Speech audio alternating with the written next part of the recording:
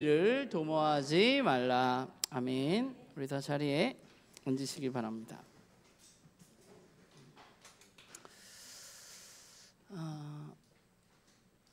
여러분은 소망이란 단어를 들으면 어떤 생각이 먼저 떠오르시는지 모르겠습니다.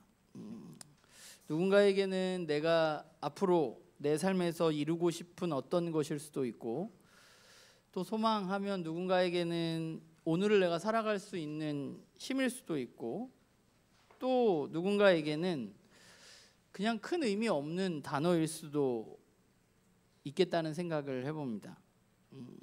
시대가 변해가면서 요즘에 젊은 세대들을 보면 꿈과 소망이 확실히 과거보다는 좀 사라져간다는 생각을 해보게 되는 것 같아요.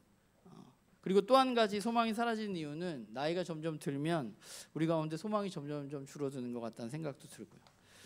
그러니까 오늘날 이 세대를 바라보면 우리가 무언가 미래를 꿈꾸기보다는 오늘 내가 재밌게 살고 잘 견디고 그렇게 살아가는 것이 훨씬 더 의미가 있다고 생각하고, 그렇기 때문에 어떤 소망을 갖기보다는 그냥 오늘 하루에 충실하기 위해서 최선을 다하는 삶을 살아가는 사람들이 많은 것 같습니다. 과거에 우리 부모님 세대들이 우리 부모님 세대들은 잘 살기 위한 소망이 있었던 것 같아요. 그래서 잘 살기 위한 소망을 가지고 돈을 열심히 모으고 그 일에 굉장히 집중해서 살았다면, 오늘날 많은 사람들은 막 무언가를, 물론 모으는 사람들도 있지만 모으기보다는 오늘 나를 위해서 그냥 지속적으로 사용하고 내가 더 즐겁고 재밌게 살고, 이런 세대들이, 이런 사람들이 훨씬 더 과거보다는 많아진 것 같다는 생각을 하게 됩니다. 이런 시대에 소망이라는 게 필요한가라는 생각을 잠시 좀 해봤어요. 우리한테 소망이 필요한가? 그냥 오늘 하루 잘 견디고 내가 잘 살아가면 되는 거 아닌가? 굳이 우리가 어떤 소망을 갖는 것이 오늘 우리의 삶에 뭐가 다른가? 라는 생각을 좀 해보았는데, 기독교 복음에 있어서 사실은 굉장히 핵심적인 요소 중에 하나가 바로 이 소망이라는 생각을 해보게 됩니다. 우리가 지난달에 로마서 8장 말씀을 나누었는데, 그 로마서 8장에 보면 바울은 그렇게 말해요.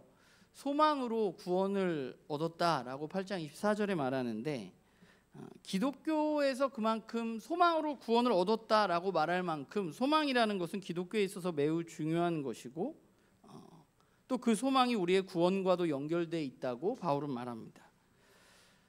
그러면 기독교가 말하는, 우리 세상 사람들이 말하는 소망 여러 가지가 있을 수 있지만, 기독교가 말하는 소망은 무엇이고, 그 소망이 오늘이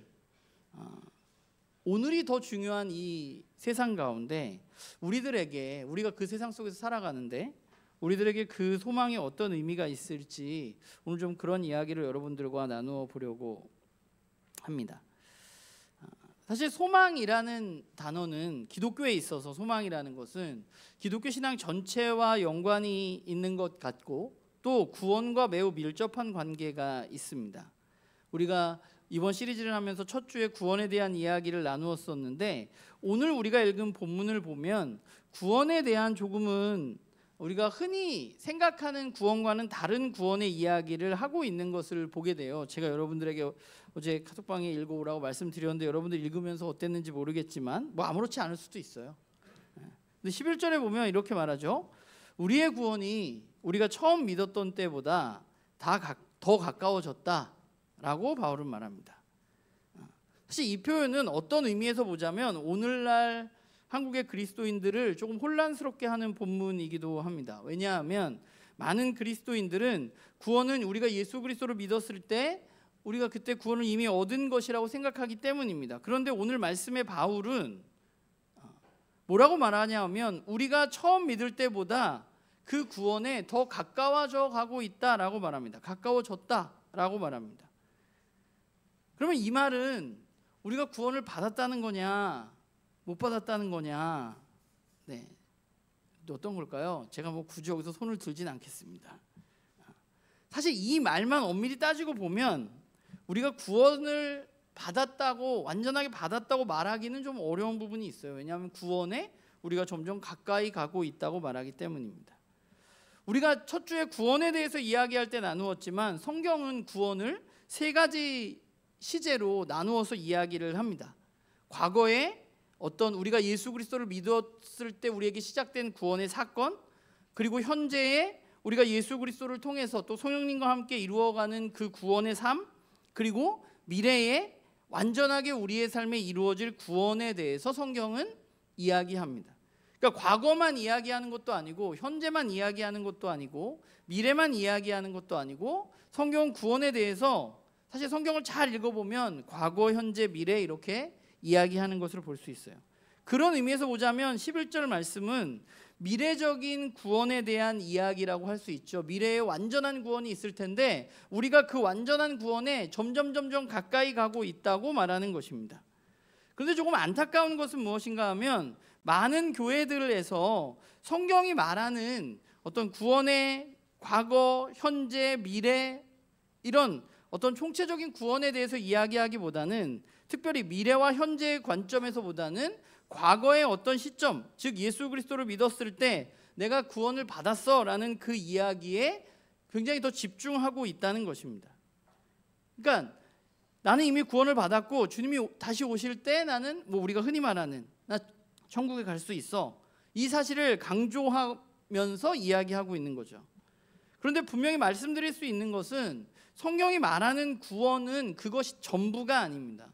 성경은 과거의 어떤 사건, 현재의 구원의 삶, 그리고 미래에 우리가 이룰 완전한 구원, 이 세 가지를 다 이야기하고 있습니다.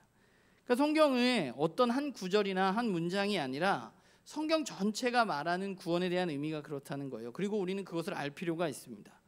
그러니까 하나님이 저와 여러분에 대해서 우리가 구원받기를 원하시는데 하나님 우리에 대해서 어떤 구원의 계획을 가지고 계신가, 우리가 이것을 잘 아는 것은 우리에게 있어서 매우 중요한 것이죠. 이미 너무 많이 얘기해서 여러분이 이제 저 얘기는 그만했으면 좋겠다고 얘기할 수 있지만, 그러나 그럼에도 불구하고 우리가 이 이야기를 하는 이유는 그것이 그만큼 우리가 우리의 신앙의 여정 가운데 매우 중요한 것이기 때문에 그렇습니다. 성경의 이야기를 한번 우리가 생각을 해보면 성경의 이야기를 우리가 이해하기 위해서는 먼저 큰 전제가 하나 필요한데 그게 뭔가 하면 하나님이 세상을 창조하셨고 하나님의 다스림 가운데 이 세상이 가장 보기 좋은 아름다운 세상이었다는 것입니다. 그런데 우리가 잘 아는 것처럼 죄로 인해서 그 아름다운 세상이 깨어졌어요. 왜 깨어졌냐? 하나님의 다스림을 벗어났기 때문입니다. 그러니까 성경이 말하는 죄는 하나님의 다스림을 벗어나는 것입니다. 내가 더 이상 하나님의 다스림을 받지 않겠어 라고 인간이 결정하고 다스림을 받지 않는 것입니다.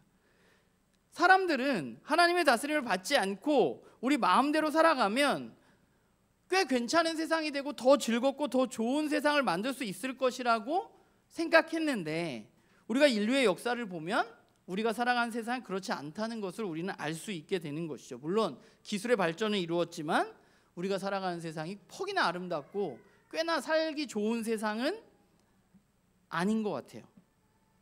그래서 하나님은 이 문제를 해결하시기를 원하셨고 하나님의 다스림을 다시 받을 수 있는 길을 우리들에게 열어주셨습니다. 그것이 우리가 알고 있는 이 땅 가운데 예수님이 오셔서 시작한 하나님 나라입니다. 하나님 나라라는 건 결국 뭐예요? 하나님의 다스림을 받을 수 있는, 하나님의 다스림을 받는 나라잖아요. 그러니까 예수님이 이 땅 가운데 오셔서 일어난 일은 무엇인가 하면 저와 여러분이 원래 처음과 같이 하나님의 다스림을 받을 수 있는 사람이 되었다는 것입니다. 그래서 예수 그리스도를 믿는 사람들은 이제 하나님의 다스림을 받으면서 하나님 나라의 백성으로 살아갈 수 있게 됐는데, 그런데 여기에 또 한 가지 중요한 사실이 있는데 그게 뭐냐 하면 예수님이 다시 오실 것이라는 것이고, 예수님이 다시 오실 때 어떠한 일이 일어나느냐? 그때에 우리가 살아가는 이 세상, 즉 하나님의 다스림을 거부한 세상이 사라질 거라는 거예요. 그리고 새로운 세상이 시작될 것이라는 것입니다. 그리고 그때에 예수 그리스도를 믿음으로 받아들이고 하나님 나라의 백성이 된 사람들은 예수님과 함께 이 세상을 다스리게 될 것이다라는 것이 성경이 말하는 복음의 내용입니다. 그러니까 잘 생각해 보면 우리가 성경이 이러한 하나님의 구원에 대한 계획을 올바로 이해한다면 그리스도 기독교에서의 신앙은 사실은 소망이라는 것을 가질 수밖에 없는 종교입니다.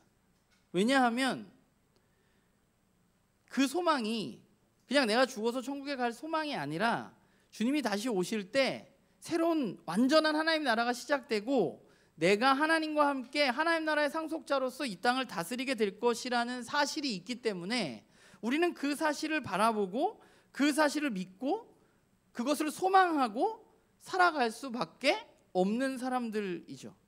문제는 뭐냐 하면 성경이 말하는 복음과 다른 복음, 그러니까 복음인 것 같은데 다른 이야기들이 전해지고 있고 성경이 말하는 소망과는 다른 소망이 사람들의 마음속에 자리 잡고 있다는 것입니다.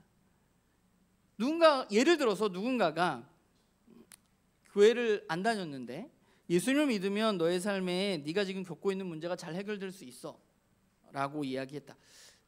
제가 저희 어머니 예를 들게요. 저희 어머니가 아기를 못 가졌는데 저희 어머니가 원래 그 불교인가요? 하여튼 그 뭐 무당도 찾아가고 그러셨대요. 저는 뭐 태어나기 전이니까 잘 몰라. 아기를 못 가졌어요. 열심히 막 제사도 드리고 막 열심히 했는데 못 가졌어. 근데 저희 이모가 교회를 먼저 다니셨는데 이제 도저히 안 되니까 이모가 이제 저희 엄마한테 얘기한 거예요. 야, 그럼 교회를 한번 나와봐. 이렇게 얘기한 거예요. 저희 어머님이 교회를 나와서 저를 갖고 제가 이렇게 여기 있어요. 그러니까 누군가 교회를 나와봐. 그럼 네가 안 생기도 내가 생길 수 있어. 이런 말을 듣고 이 소망을 듣고 예수님을 믿었다면 내 문제가 해결되었잖아요. 저희 어머님은 어쨌건 가지고 있었던 문제가 그러면 예수님을 더욱 열심히 믿겠죠. 그래서 오늘 여기에 계시겠죠. 그런데 저희 어머니 삶의 인생에 있어서 저희 어머니가 소망하고 바라는 그 아기를 갖는 것과 같은 그런 소망과 그런 것들이 그리스도 안에서 모두 이루어졌을까 생각해 보면 그렇지 않겠죠. 이루어진 것도 있고 이루어지지 않은 것도 있을 겁니다. 누군가 예수님 믿으면 네 문제가 해결돼 라는 말을 듣고 예수님을 믿었을 때 그 문제가 해결되어지면 큰 문제는 없어요. 그런데 문제는 만약에 문제가 해결되어지지 않는다면 그 사람이 예수님 굳이 믿을 필요가 없는 거죠. 왜냐하면 그 사람 믿는 이유는 뭐예요? 내가 원하는 것을 이루기 위해서예요. 그런데 내가 원하는 게 어떤 때는 이루어졌어. 그때는 예수님 있는 것 같아. 하나님 있는 것 같아. 그런데 이루어지지 않아. 그럼 하나님 나를 사랑하시지 않는 건가? 하나님 없는 건가? 이렇게 생각할 수 있는 거죠. 그래서 필요한 게 뭐냐 하면 복음을 올바로 아는 거예요. 올바로 알지 않으면 우리의 경험과 우리가 겪는 일들에 따라서 우리의 신앙은 너무 흔들릴 수밖에 없어요. 우리가 만약에 예수님 믿는 게 내가 원하는 것을 이루는 것이라고 생각한다면 그게 소망이라면 그러면 우리의 신앙은 너무 막 흔들릴 수밖에 없다고. 왜냐하면 내가 소망하는 것도 이루어지지 않는 경우가 너무 많으니까. 그래서 성경이 말하는 복음을 올바로 아는 게 필요해요. 왜냐하면 복음 그런 게 아니니까. 성경이 말하는 복음은. 오늘 바울은 11절에 뭐라고 말하냐면 또한 너희가 이 시기를 알거니와 라고 말합니다. 여기서 이 시기를 안다는 것은 뭘 안다는 것일까? 조금 전에 이야기했던 성경이 말하는 복음을 우리가 올바로 알면 우리는 어떤 성경적인 세계관, 성경적인 시각을 갖게 됩니다.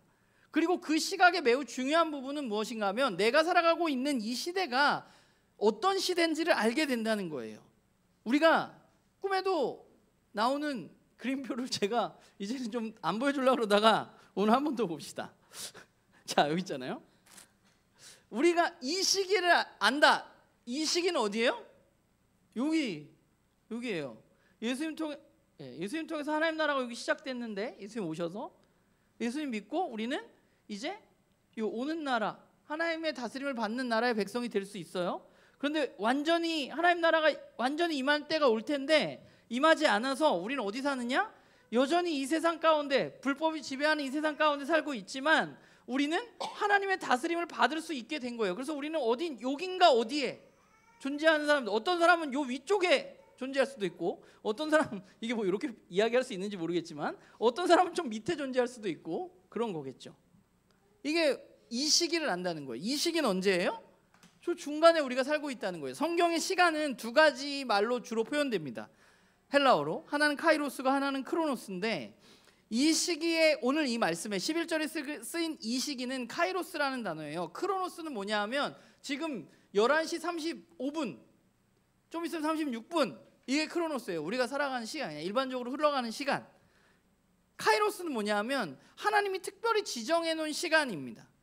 그러니까 오늘 말하고자 하는 것, 이 말씀이 말하고자 하는 것은 무엇인가 하면 예수님을 통해서 이 땅 가운데 하나님 나라가 시작됐는데 아직 완전하게 구원이 이루어지지 않은 이 시기에 우리가 살고 있다는 거예요. 그러니까 바울이 뭐라 그러는 거예요? 시간이 가면 갈수록 우리는 어디에 가까워져요?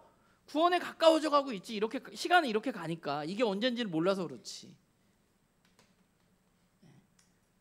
그러니까 저와 여러분은 이 표에서 요 가운데 요 회색 부분에 안 나오냐? 회색 부분에 살고 있고 크로노스의 시간이 흐르면 흐를수록 우리는 구원이 완벽하게 임할 그날에 점점 가까워 가고 있는 것입니다. 그래서 바울은 뭐라고 말하고 있냐면 이러한 소망, 마지막 때가 오고 주님이 완전히 오실 우리가 완전한 구원을 이룰 그 소망을 가진 사람들의 오늘의 삶은 어때야 되느냐? 바울은 뭐라고 하냐? 그 시기를 알면 너희들이 계속 잘 게 아니라 이제 깨어날 시기가 됐다고 말하는 거예요. 하나님 나라 그 새벽이 오고 있기 때문입니다. 동이 터오고 있으니까 그냥 네가 이불 속에서 뒤척이지 말고 이제는 일어나야 된다는 거예요. 그것이 오늘 바울이 말하고 있는 것입니다. 이 시기를 알고 있다는 것은 하나님 나라가 완전하게 임할 것이라는 사실을 소망하면서 오늘 이 깨어진 세상을 살아가고 있는 사람들을 지칭하는 말이에요. 그러면 이 소망을 가진 사람들, 하나님 나라가 완전하게 임할 완전한 구원이 임할 것이고 주님이 오실 그때가 확실하게 올 것이라는 사실을 우리가 소망하는 사람은 그 시기를 소망하지 않는 사람과 어떤 차이가 있을까 하는 게 중요한 거잖아요. 우리가 예수 그리스도를 저와 여러분이 믿어서 주일 아침 11시에 교회 나왔는데 저와 여러분이 예수님을 알지 못하는 사람들과 삶에서 어떤 차이가 있는가? 바울은 오늘 말씀에서 크게 세 가지를 이야기하고 있는데 첫 번째는 뭐라고 말하냐면 소망이 없는 사람들의 삶이 어떠냐 하면 방탕하고 술 취하다는 거예요. 그런데 여기서 방탕이라는 것이 어떤 의미냐 하면 술의 신 이노니수스라는 신이 있었던 것 같아요. 그런데 그 신을 찬양하고 행진 후에 벌어지는 그런 약간 문란한 연회 이런 것을 의미하는 게 여기서 방탕이라는 말이거든요. 그러니까 결국 두 말이 마찬가지예요. 그냥 술 많이 먹는다는 거예요. 그래서 세 번역에는 술잔치라고 표현하고 있는데 이 세상 소망이 없는 사람들은 술잔치가 이루어지고 있어요. 왜냐하면 여러분 이 땅을 살아가는 것이 그렇게 쉽지가 않습니다. 저와 여러분의 삶에 큰 고난이 있을 수도 있지만 큰 고난이 아니더라도 우리의 매일매일의 삶이 그렇게 녹록지가 않습니다. 직장에 가면 직원은 직원대로 힘들고 사장은 사장대로 힘들고 집에 가면 부모는 부모대로 힘들고 아이들은 아이들대로 힘듭니다. 학교 가도 마찬가지예요. 선생님은 선생님대로 힘들고 학생은 학생대로 힘들고. 그러니까 우리가 살아가는 세상이 그렇게 쉽지가 않아요. 막 끝나고 저녁에 들어오면 오늘 너무 편안하다, 너무 좋다 이러는 사람은 아무도 없을걸요.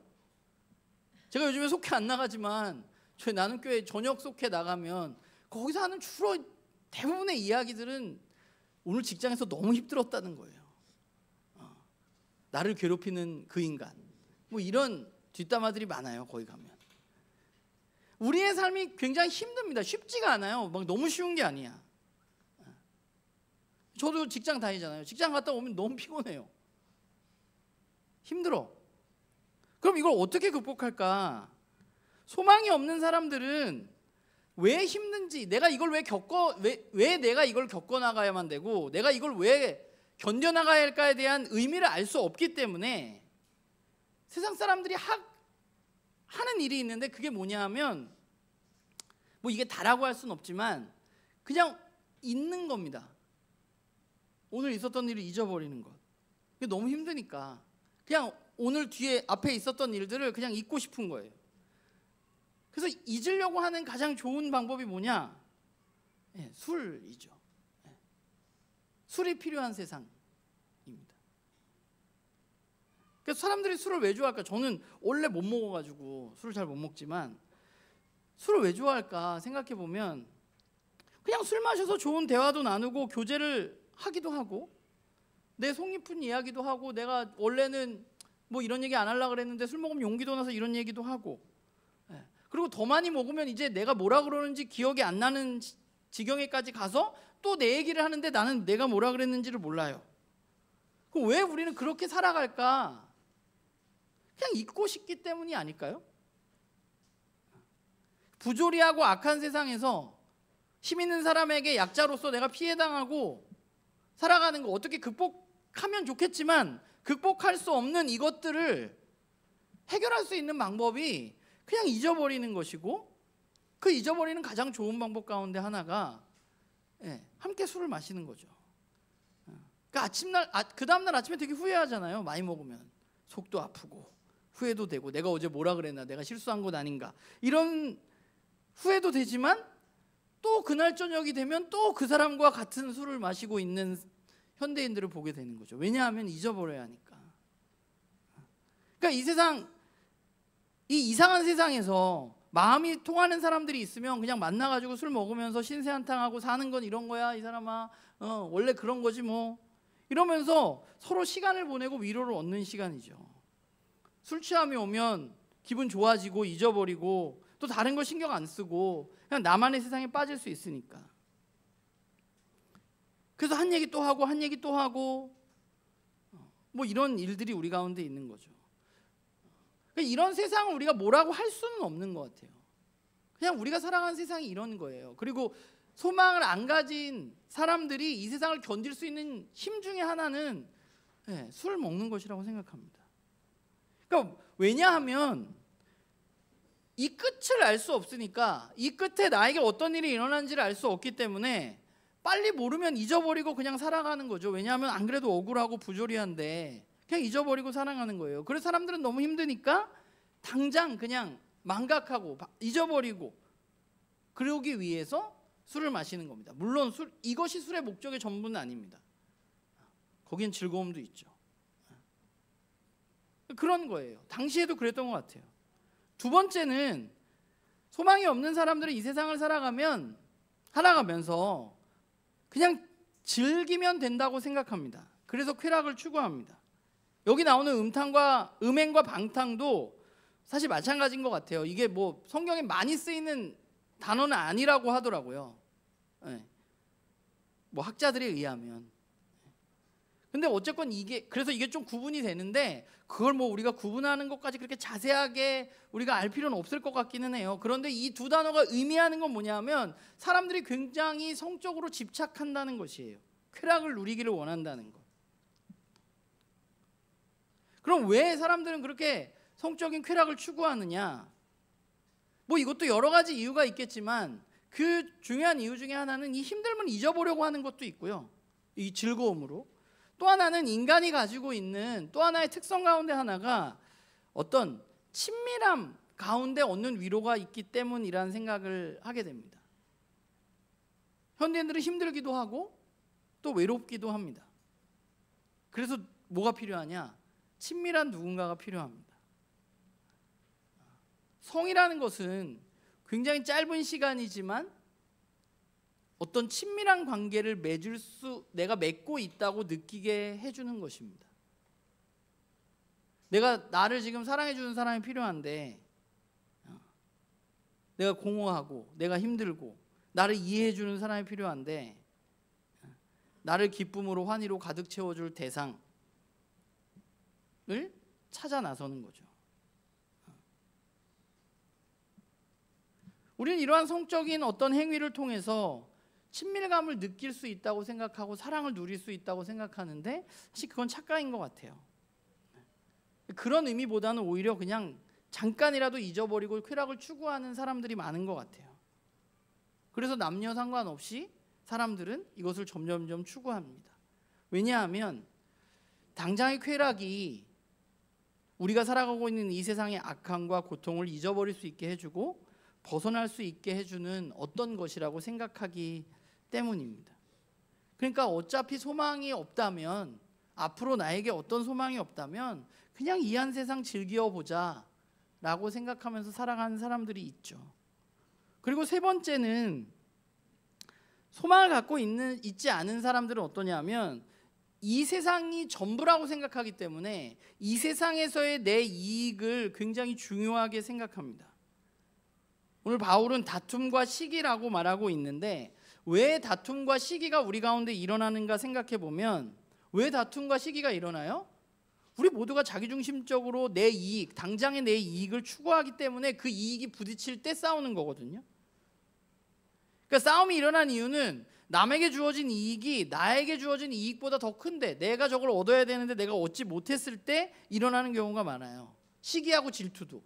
저거 내가 얻었어야 되는데 제가 얻네. 내가 더 많이 노력한 것 같은데 쟤는 안 한 것 같은데 제가 얻네 라고 생각하는 것입니다. 그러니까 만약에 누가 더 많이 가졌는데 거기에 대해서 어떤 사람이 그냥 그래 네가 더 많이 가져. 그럼 이렇게 말하면 싸움이 안 되는 거잖아요. 그런데 우리는 일반적으로 그렇게 생각하지 않아요. 왜 네가 나보다 더 많이 갔냐? 이건 정당하지 못하다. 이렇게 생각하면서 이런 관계들 가운데 우리는 싸움을 하게 되는 것이죠. 다툼을 하게 되는 것이죠. 왜냐하면 우리 모두는 내가 소중하고 나의 이익을 위해서 살아가기 때문입니다.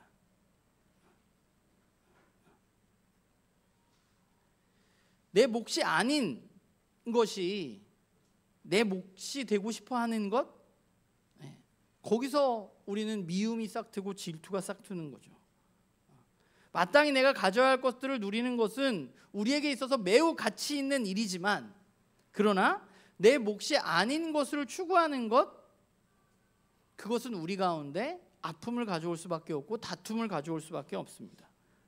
그런데 만약에 왜 이런 일들이 일어나냐? 이 세상이 전부라고 생각해서 그래요. 그냥 끝을 알지 못하고 끝에 대한 소망이 없기 때문에 이 세상이 전부라고 생각하기 때문에 이 세상의 이익이 나에게 가장 중요하다고 생각하기 때문에 이렇게 살아가는 것입니다. 그래서 사람들은 오늘 바울이 말한 것처럼 이게 뭐 2000년 전에 쓴 거지만 오늘날도 비슷한 것 같아요. 당장의 어떤 망각, 잃어버리는 것, 그리고 당장 내가 누리는 쾌락, 당장에 내가 누리는 이익, 이것들을 추구하면서 살아갑니다. 소망이 없으면. 그게 14절에 나와 있는 정욕을 채우는 일이고 12절에는 그것을 어둠의 일이라고 말하고 있어요. 그러니까 예수님을 알지 못하고 우리가 말했던 이 하나님 나라의 소망을 갖지 못하는 사람들은 이 세상에서 그렇게 살아갈 수밖에 어쩌면 없는 거예요. 저와 여러분도 예수님을 알지 못했으면 그냥 이렇게 살아갔을 겁니다. 우리는 거기서 살아가니까. 그런데 저와 여러분은 예수 그리스도를 믿고 새로운 소망을 가진 사람들이잖아요. 그러면 새로운 소망을 갖게 된 우리들의 삶의 특징은 무엇인가? 우리들은 그 사람들하고 뭐가 다른가? 우선 첫 번째는 저와 여러분에게는 올바른 어떤 세상을 바라보는 역사적인 의식, 관점을 우리는 가진 사람들입니다.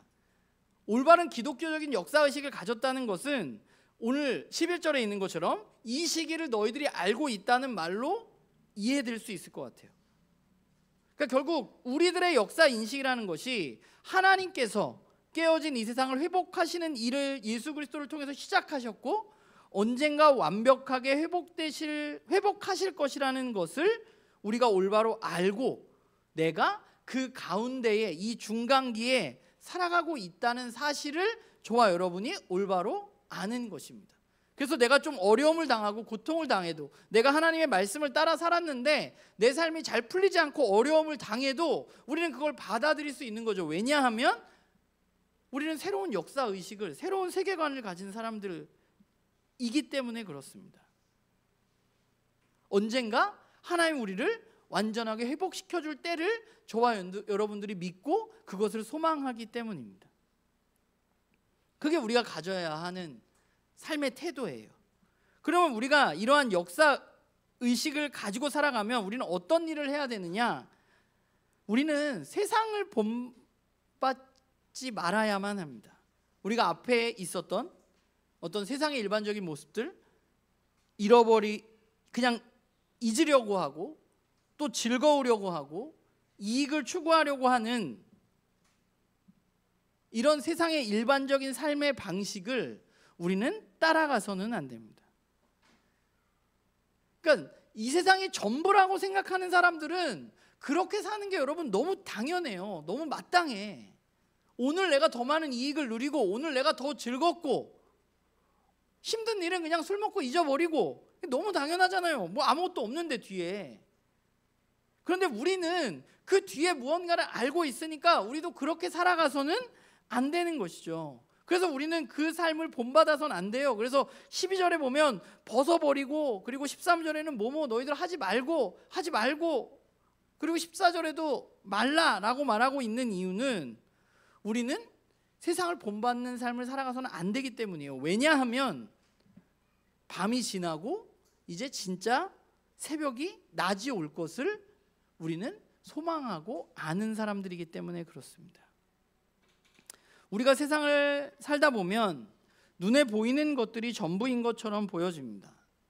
텔레비전을 보면 또 여러 가지 매체들, 요즘에 뭐 핸드폰을 통해서 우리가 보는 여러 가지들이 우리를 세뇌시키고 우리에게 화려한 세상이 전부인 것처럼, 그게 우리들을 진짜 행복하게 가져다 주는 것처럼, 그게 이 세상의 소망인 것처럼 우리를 부추기지만 우리는 정신을 차려야 됩니다. 우리가 그렇다고 뭐 텔레비전 안 보고 인터넷 안 하고 살 수는 없잖아요. 우리는 그것을 보고 살지만 우리는 그 가운데 그게 우리의 진짜 소망이 아니라는 사실을 알아가야만 하고 그 뒤에 있는 깨어지고 망가지고 상처 입은 세상을 바라볼 수 있어야 돼요. 그러면서 우리는 다른 삶을 추구하면서 살아가야만 합니다. 세상을 본받지 말고. 그리고 우리는 예수 그리스도로 옷 입은 삶을 살아가야 하는데, 그럼 그리스도로 옷 입은 삶이라는 것은 무엇일까?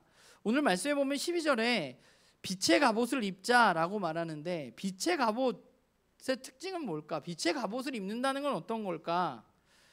사실 모호한 말이잖아요. 빛의 갑옷을 입자. 그런데 데살로니가전서 5장에 보면 바울이 데살로니가 교인들에게 이렇게 말해요. 너희들은 빛의 자녀다 라고 말해요. 그럼 빛의 자녀는 어떻게 살아야 되냐? 악을 악으로 갚지 않고 도리어 선으로 행하는 삶을 살아야 한다고 말합니다. 저는 이게 빛의 갑옷을 입은 사람들의 삶이라고 생각해요. 이 세상 사람들과 똑같이 악을 악으로 갚고 내가 이만큼 당했으면 이만큼 복수하고 이럴 것이 아니라, 내가 무슨 일을 겪든지 악을 악으로 갚지 말고 선한 일을 하려고 하는, 하나님의 뜻을 이루려고 하는 마음, 그런 삶이 저와 여러분에게 필요합니다. 그래서 우린 돌아봐야 돼. 내가 세상 사람들과 똑같이 내가 요만큼 피해보면 나도 요만큼 갚아주고 싶은 마음이 여전히 내 안에 있는가, 좀 나를 돌아보는 게 필요하죠.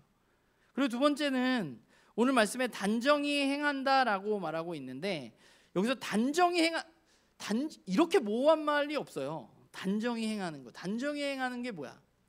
원래 의미는 적당히 걷는다, 적당하게 산다, 뭐 이런 의미를 가진 단어거든요. 그러니까 저와 여러분은 어떤 삶을 살아가는 사람들인가 하면, 제가 이 설교를 쓰면서 내가 이렇게 얘기하는 게 맞나 싶은데 적절하게 살아가는 사람들이에요. 그러니까 저와 여러분은 금욕주의자들이 아닙니다. 그리스도에는 금욕주의자가 아니에요. 적절하게 행동하는 사람들이에요. 예수를 쫓고 소망을 가진 사람들은 돈도 음주도 섹스도 쾌락도 즐거움도 안 하는 금욕주의자들이 아닙니다. 우리는 어떤 사람들이냐? 이 모든 것을 적절하게 행할 수 있는 사람들이어야만 합니다. 그리고 그 기준에는 언제나 예수 그리스도와 하나님의 말씀이 있어야만 됩니다. 우리가 그리스도 안에서 내가 충분히 그리스도와 함께, 여러분들이 함께 술을 먹을 수 있다면 저는 뭐 큰 문제 없다고 생각해요. 그런데 어느 날 여러분들이 계속 술을 먹다가 여러분들이 그리스도는 없고 술하고만 있으면 그때 여러분들은 세상을 쫓아가는 거거든요. 적절히 행하는 게 필요해요. 쾌락도 마찬가지예요. 부부간의 성관계는 너무 아름다운 것입니다. 하나님이 주신 가장 아름다운 선물입니다. 그런데 부부 외의 성관계는 하나님이 우리에게 주신 것이 아닙니다. 이게 적절히 행하는 거예요. 돈을 버는 것, 돈을 쓰는 것, 이것도 마찬가지예요. 어떻게 돈 안 벌고 안 쓰고 살 수가 있어요? 우리가 하나님 안에서 돈을 잘 벌고 그것을 적절하게 잘 사용하는 게 우리에게 필요한 거예요. 그냥 우리는 금욕주의자처럼 아무것도 안 하고 아무것도 안 먹고 그냥 맨날 찌질하게 살고 이런 사람들이 아니라, 왜냐하면 그거 다 하나님이 주신 거니까.